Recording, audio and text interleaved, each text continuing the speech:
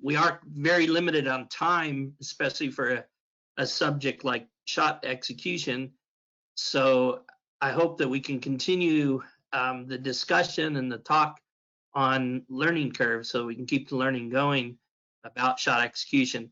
The ideas that are going to be presented tonight are mostly mine through my experience in working with archers, and I'm sure you guys have much to add based on your experiences, which we can do on learning curve. Like I say, we can continue this subject as we go. Anyway, so we get started. We're talking about shot execution, and there's a few things around shot execution that are important to support shot execution, which I'll talk about at the beginning. Then we'll get more into what shot execution really is and what we're trying to talk to you about. So I look at the most important parts of shooting technique to me are, number one is execution, and the execution is at the instant of the shot, of the release, and what's happening at that moment. The next important thing to me is the alignment, and then posture, body, and head position. I'll explain why in a minute. So execution to me is the difference between the best and all the rest. So I watch the top archers in the world, and I do video and high-speed video and slow motion video. I really see that the top archers in the world have really good execution, and we see a lot of execution errors in a lot of the other archers. I'm going to show you how to identify those, how to determine maybe what the cause is, some of the ways we coach that might cause archers develop execution error, and then also some of the solutions that you can use to help your archers improve their execution. It is something really top archers work on their whole career, trying to maintain and keep good shot execution. And the reason is execution error is an angular error. And what I mean by that is if you had an arrow pointed at the target, you kept the arrow parallel to itself, you could move it 2 inches to the left or the right and still be in the 10 ring at 70 meters. But execution error, because it's going to be either the front half going softer moving or the back going softer moving, it creates an angular error. And just a half a degree of error is off the target at 70 meters. So you can imagine if we're trying to keep them in the goal, how just a tiny error can make a big difference down at the target if it's changes the angle of the arrow or where the arrow's pointed, either from the knock end or from the point end. So alignment is important for execution because it allows for better execution. When you have good alignment, you're much more likely to get good execution, but it also minimizes the effects of errors in execution. So if you're in a good line, you really have the bow going through your bones, then if you come up soft, there's nowhere to go because you'll just be going into the bones. Whereas if you're really out of alignment, a poorly executed shot or an execution error tends to be magnified. So it uses bone strength rather than muscle strength, which we'll just touch on because it's important. And then posture and body position are important in order to get good alignment and then also get good string clearance. So that's an important part of it. You won't really get that good alignment if you don't have good posture and body position because the string will tend to contact you on the chest or the arm or shoulder. So it's really important to have that structure correct. Okay, so what is good execution? What does execution look like? So the first video I have here is an archer that we took in preparation of the London Olympics. So if you look at the back elbow, you'll see that it just goes straight from there and then straight back on the release. And then the bow arm side, see the same thing, where the bow arm stays exactly in place as the arrow leaves and then breaks usually down to the left. The better alignment you have, the less it'll break, but it usually will break a little bit off to the left, okay? So that's what good execution looks like. Now, I think to help understand execution, you can see what some errors in execution look like. So in this one, look at the back elbow, and you see the white spot on the back elbow. You see how the elbow moves forward as he's releasing the arrow? And you can see it in the hand too. The hand is moving forward. You can actually see the arrow moving And if you look at his back shoulder, his drawing shoulder, you can see that's kind of where it goes soft, where he loses it there on the execution. So this is an error in the back half, and I'd say, you know, it's a soft shot or soft on the back. That's a kind of back half execution error. You look at his front half, his bow arm, it looks pretty good. You don't see it go soft or move before the arrow's left the bow. So bow arm execution, if we look at this archer, the back half looks pretty good, but watch the bow arm. You see what happens with the bow arm here when he shoots. See how it goes soft? You can see how he loses a push, and he's actually changing the direction of the arrow. The arrow's moving before the release. And if you look back towards the elbow or even back into the shoulder or the whole body, you actually see that collapse kind of coming in that front shoulder area. Now, these are top archers in the world. These are archers that are representing their country at the Olympic Games. And, you know, you see, even in top archers, you'll see some execution error. These guys aren't top archers. One of them actually went on to do quite well at World Championships after he saw this video and learned what his errors were. But this is you know, I hope this kind of shows you exactly what we're looking for when we talk about execution error. So, and here's one of Britain's own, Larry Godfrey, and pretty good execution. You see the bow arm dropping down to the right for the left-hander, the elbow coming straight back without any forward motion. So part of getting good execution is going to be first getting into the back, and so drawing and loading can be an important part of that.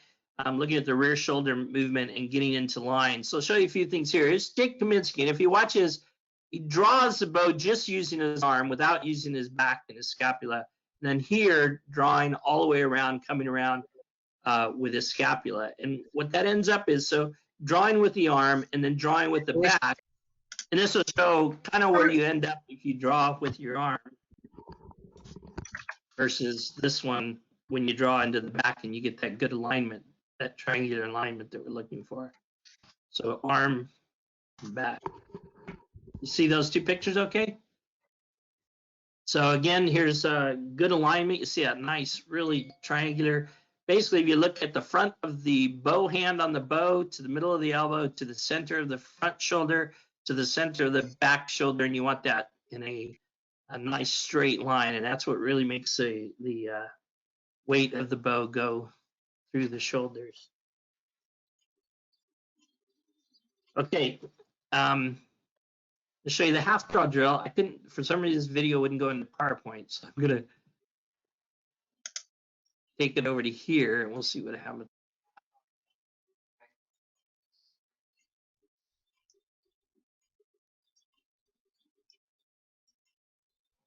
So you can see in this video here, the archer drawing with the whole shoulder unit rather than just with the arm. And this is really important to get into line.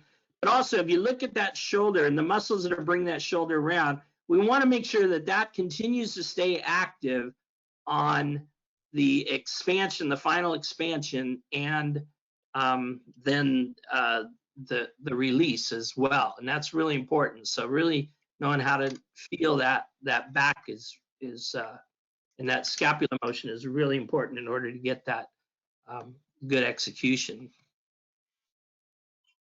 Okay, so hopefully you understand a little bit better shot execution and where it comes from. And let's see if I can get rid of that arrow there. So now we'll talk a little bit about how do you detect execution error. And the best way is with the slow motion video, which a lot of people have an iPhone with a better, some of the better iPhones have the slow motion, which you can usually find somebody around that'll have one, or the iPads.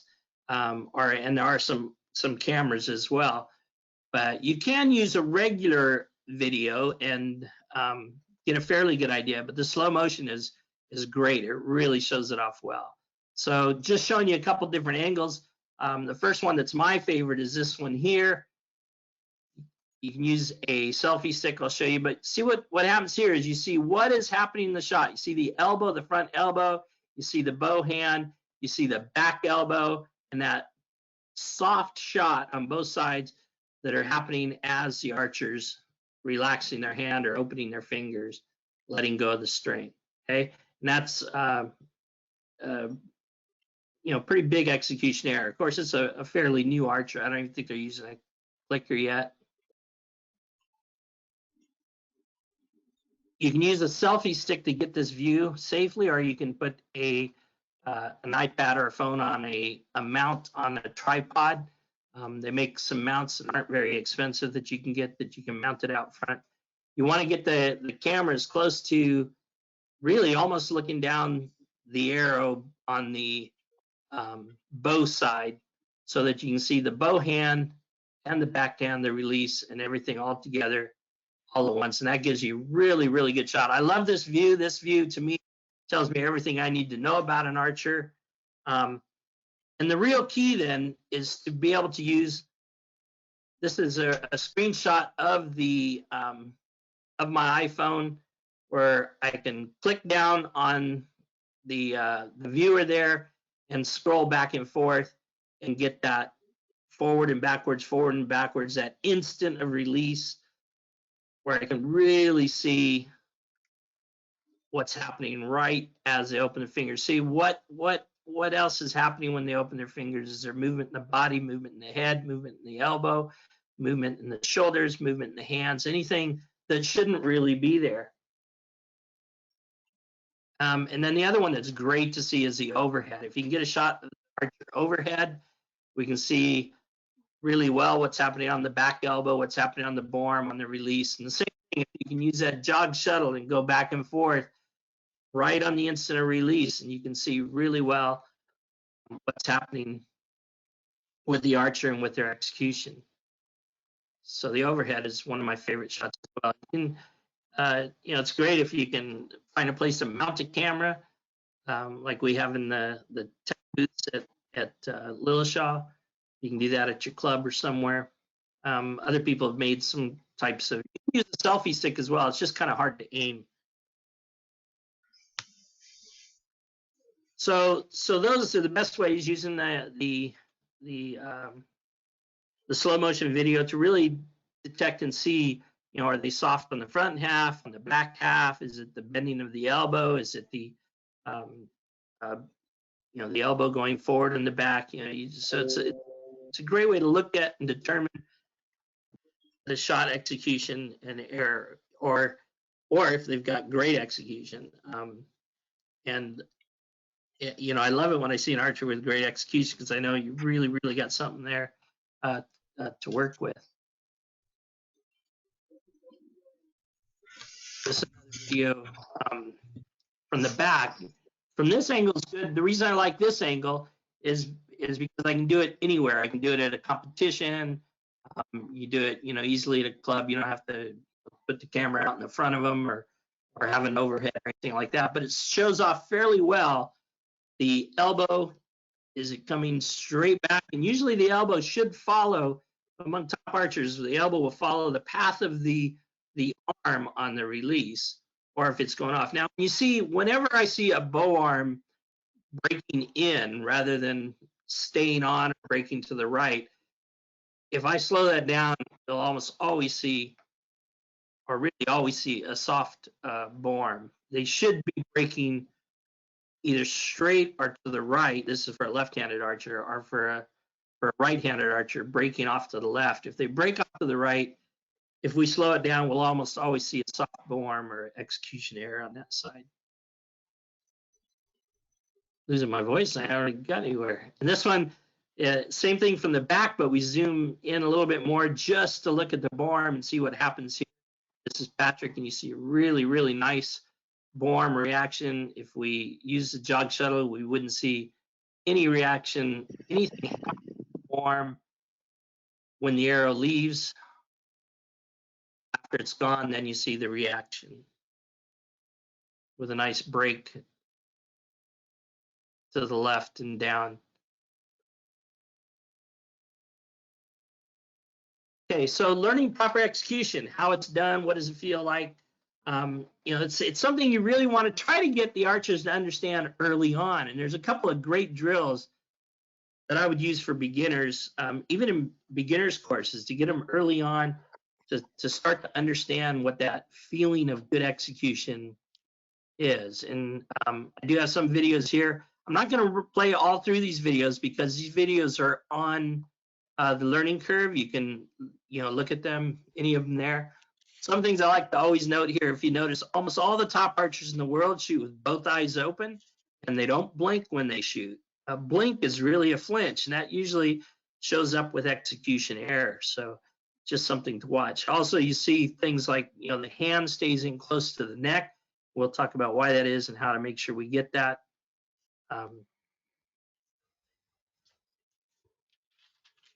Some of them we can't tell if they shoot with both eyes open. But there's some videos on the learning curve. We also have some slow motion ones that you can watch. These are all online. We just kind of put them together in a group or a set to see, so that you can take a look. But see, if you notice, good execution on the top archer world, their hand stays really in one place as the string leaves their fingers and goes, and then both eyes open, face relaxed. It's almost like they didn't know the arrow left. And the arrow just goes through their fingers, and the hand stays tight and close on the neck. And that's really common among all the top archers in the world. So if you go on Learning Curve, you can see these videos, both men's and women's, lots of the best archers in the world, and see what that should look like. And then you can compare these. What do your archers look like? And you could show them, this is what the best in the world look like. Again, you see that hand, no forward motion, staying tight on the neck all the way through the shot. Both eyes open and no blinking. Just about all the top archers in the world. And this goes for compounds as well. So we also have compound videos that you can see there. So learning good shot execution early on, there's some great drills on the learning curve. And I really encourage you to take a look after this workshop. It'd be good to have a look at some of the drills. The main ones for shot execution are the release motion drill, which I'll show you just a little bit here, because it is, I think, one of the most important ones. I think you would get, we would have so many better archers. Don't get a good release if you haven't got your fingers placed on the string properly. So you can look at that drill, and then the finger release drill, and then you combine those three drills together for the 1, 2, 3 release drill. We have on the learning curve, there's the videos for those. Doesn't take that long to watch them all, but it gives you really a clear pathway to how to make sure archers early on are learning to shoot with a good release and a good execution, especially the release motion drill. Go to the next slide. So yeah, there's on the learning curve, that's what it looks like. You have the drills and skills, little videos with me talking you through it. And anyway, they're great to practice. So the release motion drill is just simply moving through the release. And what the idea here is keeping the fingers curled. What I like to see is an archer that opens their fingers as they're doing this release motion. Even if they're demonstrating a shot and I see them open their fingers, that means there's a conscious action to open the fingers, which will tend to show up on the shot. So we really want to think of the shot as keeping the fingers curled or relaxed, and then keeping them against the neck really helps you make sure that you're using your back and your scapula, which we'll show you some videos of how that looks in a minute. Okay, so then the finger release drill is just learning to let go of the string, and one of the keys that we talk about here is there was a quote that I saw from Daryl Pace that said the secret of archery is learning to let the string go, not let go of the string. And if you really get that difference, it's really important, because that conscious action of letting go of the string or even relaxing the hand will tend to then cause an execution error, because it's like on a compound punching. It's not the punch that'll kill you. It's the anticipation of the shot that then your mind will then shut down on the back half or on the front half and create that execution error. So learning to let the string go rather than letting go of the string consciously is a real key. So you see here as he does this drill, you hook the fingers on the string, but you keep it relaxed and curled as it comes out. And that's what we see with most of the top archers in the world. If their fingers open, it's much further back on the release, and it's really more part of the follow through rather than opening their fingers on the shot. I hope that makes sense to y'all. So some of the reasons that execution errors occur and how to tell what is causing the error, because there are different reasons for different execution errors, and there are ways where you can tell what those causes might be, and then there's might be different solutions to help the archers correct those things. So one is a conditioned response to the sound of the click. So basically what happens here is an archer who shoots, they hear the click, and when they hear the click, that's supposed to be the signal to let go of the string, especially if they were taught early on by a coach. If they were told when you hear the click, let go of the string, that's probably going to lead to execution error. So what happens is the brain learns that, hey, when you hear that click, he's going to let go of the string, so I can stop pushing or I can stop pulling, and that's going to create an execution error. So one of the things we do here is a drill I call a clicker check, and eventually we'll get these up on Learning Curve so you can see about them and learn about them. But a clicker check would have the archer come back at full draw and slowly move through the clicker, just like they would normally shoot the shot. But what I do is we tell them to not let the string go, but just to keep their fingers on the string as they keep moving through the clicker. Now you'll see some people, when the click goes, they'll just have this big ginch, and that's a response to the clicker, the sound of the click. That's not just sending the signal to let the fingers relax or let the string go, but it's also sending a signal to stop the push or stop the pull, and you get that little flinch in there. So when they do a clicker check, they ought to be able to draw back, go move, go click, and keep moving without having any kind of a flinch or a ginch. It's something they can practice. Some people will be able to do it. I'd always start them out on blank boss up close, and then later go to a target face. I wouldn't try this on a target face first. Start out blank boss, and then eventually want to move to a target face, maybe up close before moving back. One of the solutions I use for compounds that have kind of a conditioned response to the trigger. In other words, when they go to hit the trigger, they'll also stop the pull or stop the push. And one of the solutions that a lot of compound shooters in the United States would use is they'd have different releases, and some of them wouldn't actually trigger or let go of the string. So the idea is they come back at full draw, just like they're really, really going to shoot. And what they want to see is that they trigger the trigger and they just get the click, but they hold perfectly still through that. But if they trigger it and there's a little ginch, either in the back or in the front, that means that ginch is showing up on the shot, which is going to be execution error, which is going to change where the arrow is pointed. So that's one of the ways that you can tell if somebody has that kind of a punch or an execution error. And also it's a good solution for that. We had one release where it had a little dial on it, and you turn the dial and you didn't know whether it was going to actually trigger or release the string or not. And so when you release the string, you'd have a normal shot, but when it wouldn't, you'd trigger it. And if you had that little ginch, then you knew that ginch is going to show up on the shot. So you got to work it out and get a surprise release. There's a really good set of videos that Michael Peart did on Learning Curve that talk about how to learn a surprise release. And if you're working with compound archers, I think it's an excellent video to take them through to help them learn and understand what a surprise release looks like. Because shot execution is important for every bow style. It doesn't matter whether it's recurve, bare bow, long bow, or compound. Shot execution is really the difference. It's so important to understand. So flinches, ginches, and blinking. There's another video on Learning Curve where it shows, you know, like I say, you watch the top arch in the world where you don't see any blinking or any movement. But if we go back to this video here, and you saw how she had that ginch in the borm, and we think about what might cause that. Why might she have that ginch in the borm? And whoops, that was playing.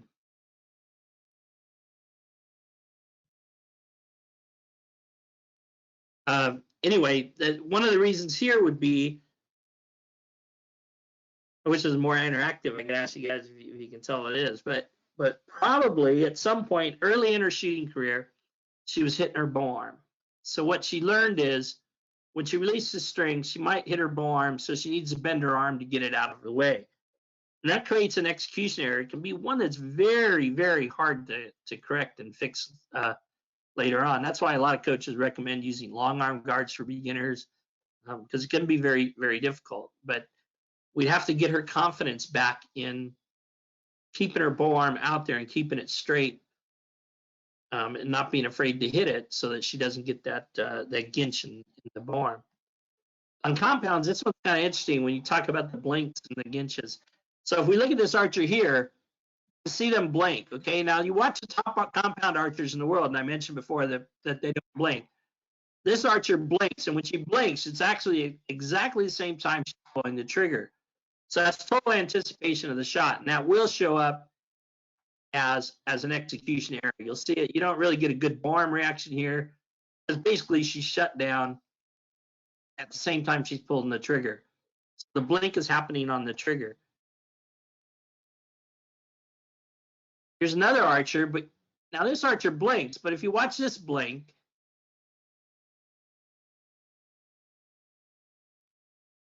see the video play. If you watch this blink, it's after the trigger. So that's not an anticipation or a flinch on the shot. She's well shot and the arrow's well gone before she blinks. So the blink there is more of a reaction to the shot, and probably less likely to be a cause of an execution error, if that makes sense. I've never done a talk where I can't actually have people talk back to me.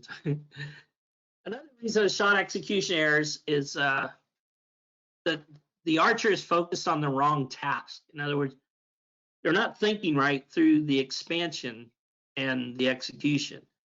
And some of the things that we often teach new beginners, you know, one of them is let go of the string, or as soon as you hear the click, let go of the string.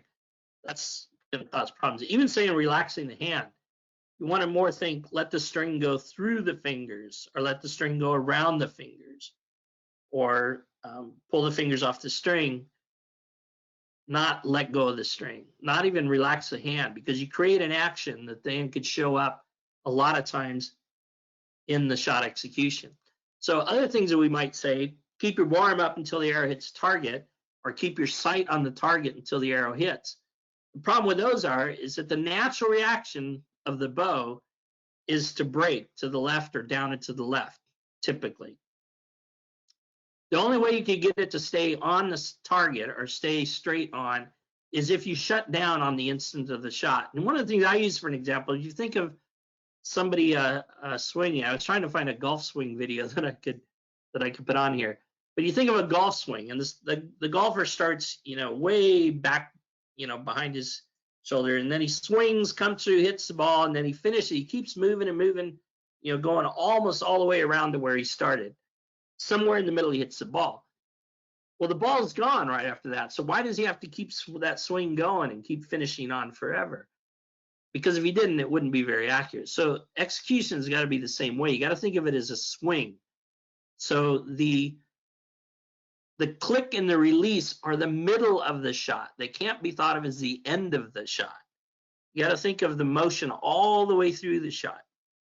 You know, I remind archers that, you know, their hand needs to come all the way, you know, 3 inches past the release, or all the way back under their ear on the release. And the same thing with the bow arm. You have to allow it its natural reaction. And one of the ways we can tell what the natural reaction to a bow arm is, like for a recurve archer, is we put a wrist strap release on them with a trigger. and have them draw back the release, and then with their fingers behind the string, and then I'll pull the trigger, and do this with while you have a slow motion going. And not only do you see the archer usually scream, but you will see the natural reaction of the bow arm on the shot. Usually it'll be absolutely solid. It won't move until the arrow's gone, and then it will break off, usually down and to the left, because that's the opposite of where the forces are going. And that's the natural reaction. That's where it should go. You wouldn't see it break to the right. It just couldn't, because they wouldn't have time to respond. That relaxation is happening when their mind is saying open the fingers or let go of the string. That's where they get that. So another one is pulling the string back, which I'll explain in another video here, which again is the task that you give the archer. So I was trying to do this, get this video using a plastic scapula thing. So you can see the archer has the scapula needs to be moving towards the spine. So you see how we have that shoulder rotation like we had on the draw, and then if we keep that on the release, what we will get is the hand staying close to the neck. Now, if the scapula doesn't move, if that whole shoulder unit isn't rotating on the release, but only the head of the humerus, then the hand's going to finish like this. Now, here's where I'm talking about the task. Now, if the archer's thinking, or if they're told to come straight off the string, then those muscles that are holding the scapula, moving them towards the spine, are going to relax, because they're trying to come backwards off the string, or trying to move away from the bow. And if those relax, what happens is that scapula, instead of that rotation that comes back towards the spine, is going to move forward. And what you get with that is the release where the shoulder rotates forward while the archer's trying to come around like that, and you get that big roundhouse release. And that's why people get that kind of a release, is because of what they're taught, or what they're thinking, or the task that their mind is trying to accomplish, instead of the correct task, which is moving the scapula this way and rotating the shoulder, or bringing the hand straight back, rather than pulling straight off the string, which gets you into the arm, or even if the back goes soft, because the back's also moving away and the muscles are relaxing, you get that big roundabout type release like that. Okay, I hope that makes sense to everybody. But like I say, if anything doesn't come clear, if it doesn't show up very well here, we can get a discussion going on learning curve, and maybe we can add some more pictures and videos, and talk it through a little bit more. I always say that probably the #1 cause of execution error is aiming. Archers that try to aim too much. There's a couple reasons here. Again, the task that your mind, that you're giving yourself, if you're focused on aiming, in other words, your mind is saying, I've got to keep that sight on the target.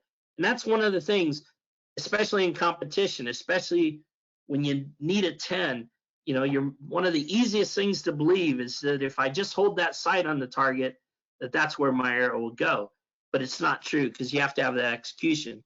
So if your task is hold the sight on the target, when you release, the only way you can keep that sight on the target is by shutting down on the front half. In other words, going soft on the front half, because you need to stay on for it to break.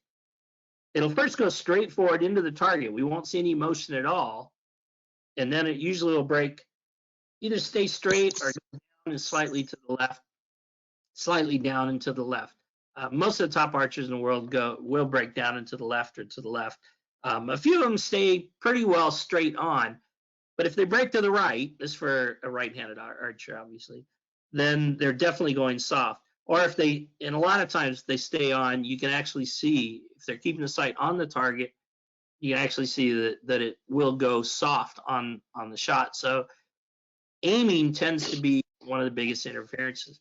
So one of the ways we can tell if aiming is the issue for an archer is you set up a target at 70 meters and you have them sight in, then you put a blank boss right in front of them.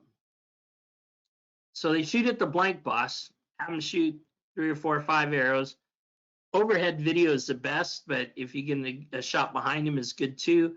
But basically take a look at their execution on this 3 or 4 blank boss, then immediately move the blank boss. They're already sighted in at 70 meters and have them shoot 70 meters on the target face. And then look at the videos and look at the execution and see if you see a difference. I mean, I've seen this among some of our top archers where you'll see on blank boss, their hand stays tight against their neck, but when they're aiming at a target face, all of a sudden their hand is about 2 inches away from their face on the release. And what's the difference? The only difference is aiming. So then we know they're a little bit dysfunctional on their aiming, and we need to talk about how to aim correctly, which is not putting too much emphasis in the aiming. I always tell people aiming's for idiots, because I can take anybody off the street and I can tell them to look at a target through a sight ring, and anybody can do that. But can they do the skill of shooting the shot and making the arrow go in the middle? That's where the real skill is. Aiming's nothing. So, you know, Jay Barnes, he had a quote in one of his videos. He says, you just look at the target through the sight ring, and your eye won't let you not aim, because it just naturally wants to line up circles to circles. So by trying to, dysfunctional aiming is when you're trying to fix the sight onto the target, trying to make them one. That's where you'll get in trouble. You just need to be looking at the target through the sight ring and executing the shot. So some of the aiming drills that we can do, if we've determined that aiming is one of the things that's causing the problems in shot execution, it'll especially show up in competitions, especially when somebody's shooting under pressure. But one of the aiming drills is I call sneaking up on the target. So if aiming is an issue at 70 meters, shooting at a target, if they're having execution errors when they're shooting at that, do you think they would have that same execution error if they were shooting at a 122 centimeter face at 10 meters? Probably not. There's not going to be enough aiming to be a problem. So would it be there at 20 meters? Probably not. At 30 meters? Still probably not. And usually you see it really kick in somewhere between 45 and 55 meters. That's where all of a sudden the difference happens. So what we'll do is we can have them do what I call it sneaking up on the target, because basically it's just taking baby steps. Find the farthest distance that they can shoot a well-executed shot, and then slowly move them back and make sure they can maintain their execution. And they just have to learn to understand and trust that. You can continue to evaluate and see if it's working. Another drill that works really well is called the blank blank target drill. I've used this on a lot of archers. And the idea there is we know they can shoot a good, well-executed shot on a blank boss, but they have trouble in the target face. So what we do is we put a blank boss next to a target face. And you can do this usually up close at first. You can do it at indoor targets, works really well. It's easy to do. But you can do it outdoors as well. And basically just have the archer shoot 2 or 3 arrows on the blank boss, and then immediately go over to the target and try to keep the same rhythm and the same timing and the same feeling. So they just go blank, blank, target, blank, blank, target. And so that they can kind of get that same feeling of that blank boss type of shot, that well-executed, clean, good feeling shot on the target face when they're aiming, as well as they did on the blank boss. And then they can slowly move in. So start with blank, blank, target, and then go blank, target, target, blank, target, target, and then just start doing target, target, target. A lot of archers will know when they can start feeling that execution error come back, where they start feeling that they're losing it a little bit, and they'll come back and do some more blank boss to get the good feeling of execution back. I always like to say execution is something you work on your whole career, and it's something you always need to come back to. You need to protect it, nurture it. And there are things that can kind of beat down on your execution. I think shooting in competition, shooting under pressure, sometimes shooting indoors because of the small target face, shooting in the windy conditions, all of those things can affect your execution. And it's really good to go back to a blank boss and get the feeling of good, clean, smooth execution back anytime you start to feel that. It's really important to always do that. Top archers do. Another drill we have for execution, this one, I really like this one. It's called grip and rip drill. And what this does is you start it out up close, but I've done it even with archers at 70 meters right away. And what it is basically trying to get them to really think of the total motion of the shot, the whole, I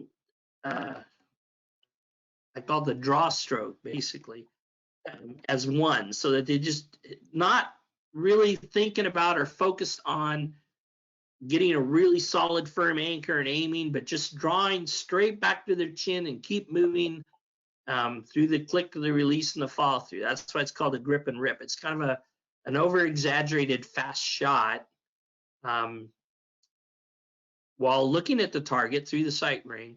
And I mean, I've done this with some people and they just shoot a 60 right off the bat. Some people are a little bit more uncomfortable with it, but the whole idea is to get them, it really kind of gets your brain caught up to. So especially people that have a problem with shooting, holding for too long, holding 8, 10, 15 seconds. A lot of times it's like their brain is trying to catch up with everything that they think they need to do while they're at full draw. Whereas if we force them to do the grip and rips and really just continue moving through the shot, then their brain has to kind of catch up on all those little details that they think they need to slow down and take care of. And I don't know, it just kind of gets them that idea and that feeling of that continuous motion and the continuous, dynamic shot and getting the good execution. So it's a tough one. It's something you might play with some archers. You really got to talk them through to get them to understand it. But it can be a really, really good drill to get people out of that hanging up, stopping, slow shooting, and then affecting execution. One of the things that's really interesting that is, I was just thinking about this the other day when I was thinking about doing this workshop. I didn't put it in there, but we talk about the clicker. What was a clicker invented for? What was its original intention? The clicker, when it came out, was just a draw check indicator. All it was meant to be was to make sure that you drew the bow back to exactly the same place every time. One of the things that's interesting about the clicker, though, and it was before my time, but people told me the story, is that the scores everywhere jumped when the clicker came out, probably more than any other piece of equipment. For a really cheap, inexpensive piece of equipment, it really increased scores. And a lot of people said it was because, in fact, what I was taught was that because it made a subconscious auditory release aid, which the idea was you didn't have to think, let go anymore, but the clicker became a signal to let the string go through your fingers. But I think what was even more important is it created motion. In other words, you had to be moving before you let go. And that motion is created like the golf swing, so that you're moving as you hit the ball and continue on through, versus before the clicker, a lot of people would just come to a full stop and then they would have to think, now release. And I think that creating that motion was really important to creating better execution, which probably caused the big jump in scores when the clicker came out. So anyway, now this is the last slide I have to talk about shot execution. One of the great tools that you can use to learn about shot execution, it's great for correcting errors in shot execution, and it's also great for learning the feel of what shot execution is really all about. And when the world gets back to normal, we'll try to get some archers together and show you how to set up and use a shot trainer. Also talk about how not to cheat it, because some people can learn to cheat it, which means they won't really learn. But kind of the progression of how you set up and use a shot trainer or a form master. The form master was invented by Dick Corella, who also invented the spin wings, and he was quite a thinker in thinking about shot execution and what caused the errors in shot execution. And the whole idea of the form master, the shot trainer is just a later version that was made, kind of an improvement is for comfort, if nothing else, maybe in some adjustability. But the idea is that it straps to your elbow, your back elbow, and then ties onto the string. And it's really important that you get the length right, and that's probably the most important part. So then it creates that string from your back elbow to the string, so that you then put your fingers on the string, and it feels like you're going to shoot the arrow. But when you shoot and you let the string go through your fingers, the weight of the bow, the string stays at full draw, but the weight then transfers back to your elbow. And what it does is it changes that conditioned response of your mind thinking of, when I let go of the string or open my fingers, I can shut down because I don't have the weight anymore, and the bow arm goes soft or the back half goes soft. So what it does is it reconditions your mind to the string, letting the string go and keeping on both the front and the back half. So what's really great is when the first time you put somebody on this, of course, almost anybody that's never used one is going to see that they struggle with it at first. They'll have the execution error. They will go soft. It'll pull them together. Some more than others, some slight. Sometimes it's just a little ginch or whatever. But once you get them set up, and once they can do it clean, where they come back at full draw and they let the string go, but they're still maintaining everything at full draw without a flinch or a ginch or a jump in the bow arm or the back half, then you take it off and you have them shoot an arrow. They will shoot the best executed arrow they've ever shot, because their mind has been conditioned now that when their fingers let go, they have to stay on the back, and they have to stay on in the front, and they will get a release like never before. And following from that, then you can tell them, that's the feeling you want. You want to memorize that feeling. That's what you're shooting for all the time. That's the feeling you're looking for.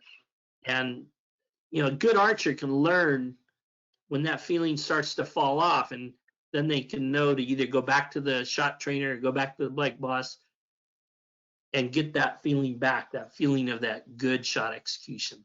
A well-executed shot feels great because it feels right. It feels natural because it's this natural release. Whereas an execution error will feel like a ginch. It'll feel like you flinched, you jumped, it's just not clean. And that's what the archers really need to learn, and learn that feeling. So, like I say, it's shot execution is important for all of the archery disciplines. I did have a picture. I think I didn't paste it in here. I had a picture of a longbow archer, but I don't see it in here. But yeah, now if you have do y'all have any questions? If you go over the chat box, I'm afraid if we open up the mics, we'll just have too much. Or we just Thanks, Lloyd. We do have a question come in already, so I can read them out. I'll scan the chat box and I can read them out to you. So Ian has asked, how much string travel should there be using a 4-master if using it correctly? Personally, I like to see. I got a. Can you guys see my screen still? I put a longbow archer up there for you, so you can see shot execution is really important for longbows and barebows, but they typically don't execute very well. So I think it's something that we could really help our longbow and barebow archers with that. Sorry, what was the question again? How much string travel should it be on a shot trainer?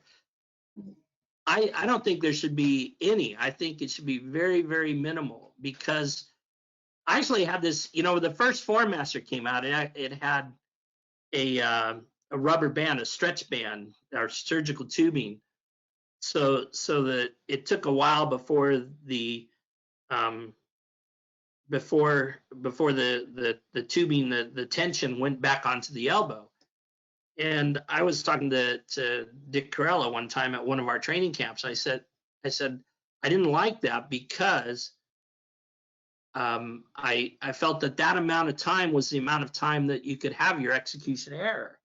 So if that makes sense, if that string is moving forward, then it'll either kind of jerk you or it's moving in the time that you could have that little execution error, that relaxation. We don't want that. So I like to set up the Foremaster so that it goes exactly from the fingers to the elbow. Okay, so the arrow either doesn't leave the bow or only goes, right in front of the bow. If it's going too far, then I think you get a false reaction. You either get a bit of a jerk, or you've got enough of a delay in time that could be where your execution error occurs. Does that make sense? I want it to go from, dead on the fingers to right on the elbow without any lag time. It's got to. So to me, setting up that length is really, really important. Great, thanks for that question, Ian, as well. Have we got any more questions coming through? Feel free to use the chat box if you've got any questions for Lloyd or just observations about anything that he's been talking about. On the Foremaster, you're saying it doesn't move, but that must be a solid link. There's not one with the elastic on it. Yeah, they don't really use the elastic ones much anymore. I remember Dick Carell, he was actually kind of relieved that I suggested that, because he also was always worried about the dangers of the elastic breaking and somebody getting hurt. But most the shot trainers are all rigid, and I think most of the Foremasters now are what he called the rigid Foremaster, which would be a string, a rope, rather than having a stretch band or surgical tubing. Okay, thank you.